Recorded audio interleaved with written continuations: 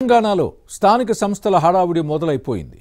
ఇప్పటికే అన్ని పార్టీలు ఎలక్షన్స్ పై ఫోకస్ పెట్టాయి. ప్రజల్ని తమ వైపు తిప్పుకోవడానికి ప్రణాళికలు సిద్ధం చేస్తున్నాయి. షెడ్యూల్ వచ్చిన వెంటనే ఫుల్ ఫోకస్ పెట్టాలని ఫిక్స్ అయ్యాయి. ఈ నేపథ్యంలోనే స్థానిక సంస్థల ఎన్నికల ముందు బీఆర్ఎస్ నేతలకు గుర్తుల గుబులు పట్టుకుంది. కారును పోలిన సింబల్స్ గులాబీ పార్టీని కలవరపెడుతున్నాయి. గత అనుభవాలతో ప్రతిపక్ష నేత కేసీఆర్ అప్రమత్తమయ్యారు. ఈసారి అలాంటి తప్పులు జరగకూడదని భావిస్తున్నారు. గుర్తుల విషయంలో బీఆర్ఎస్కున్న భయాలేంటి? కారును పోలిన సింబల్స్ను తొలగించాలని రాష్ట్ర ఎన్నికల కమిషన్ను కోరడంలోని ఆంతర్యమేంటి? Was this inside story.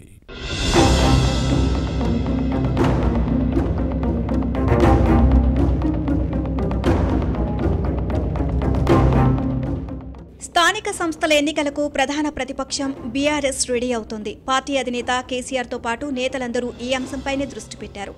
Assembly ఎలక్షన్స్లో అధికారం కోల్పోయింది. లోక్సభ ఎన్నికల్లో ఒక్క సీటు గెలుచుకోకుండా డకౌట్ అయింది. ఓటమి వైరాగ్యం నుంచి తేరుకున్న గులాబీ పార్టీ ఇప్పుడు స్థానిక సంస్థల ఎన్నికలపై ఫోకస్ చేస్తోంది. పంచాయతీరాజ్ మున్సిపల్ ఎన్నికల్లో పట్టు కోసం ప్రయత్నిస్తోంది. లోకల్ బాడీస్లో ప్రాతినిధ్యం పెంచుకోకపోతే 2028 అసెంబ్లీ ఎన్నికల్లో నెగ్గుకు రావడం కష్టమవుతుంది. దీంతో స్థానిక సంస్థల ఎన్నికలు ప్రతిష్టాత్మకంగా తీసుకుంటుంది.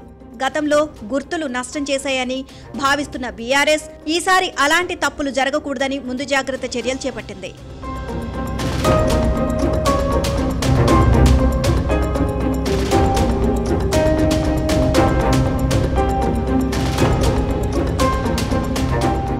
కారును పోలిన గుర్తులు ఓటర్లను గందరగోళానికి గురి చేశాయని భావిస్తున్న కేసీఆర్ ఈసారి అలాంటి పరిస్థితి రాకూడదు అని భావిస్తున్నారు.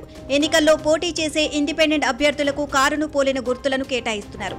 పంచాయతీరాజ్ ఎన్నికల్లో ఇవి ఓటర్లను కన్ఫ్యూజన్ కు గురి చేస్తున్నాయి. కాంగ్రెస్ హస్తం గుర్తు, బీజేపీ కమలం సింబల్తో పెద్దగా ఇబ్బందులు లేవు.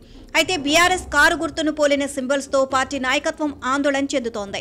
అలాంటి సింబల్స్ కారణంగా పలువురు బీఆర్ఎస్ అభ్యర్థులు గత అసెంబ్లీ, పార్లమెంట్ ఎన్నికల్లో ఓడిపోయారు.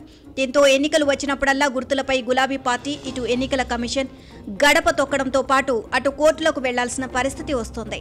Road roller, chapati maker, camera, ఓడా, కుట్టు మిషన్, ఆటో రిక్షా, ట్రక్ వంటి గుర్తులతో తమకు ఇబ్బందిగా ఉంది అని బీఆర్ఎస్ ఎన్నికల కమిషన్ దృష్టికి తీసుకొచ్చింది.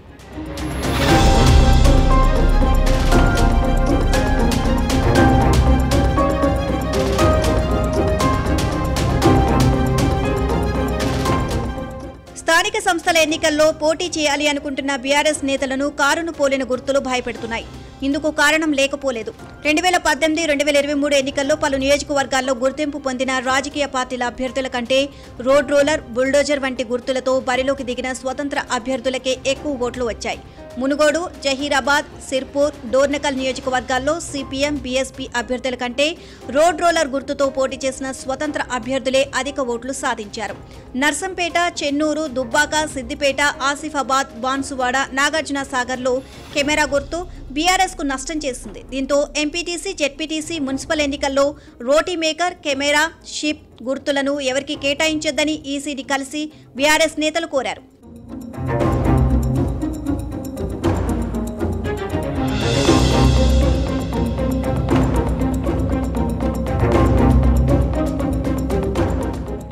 ఇక కారు సింబల్ ను అందరూ గుర్తుపడతారు. ఈ నేపథ్యంలో బీఆర్ఎస్ పార్టీ గుర్తుల రాగం అందుకోవడం రాజకీయంగా చర్చనీయాంశంగా మారింది.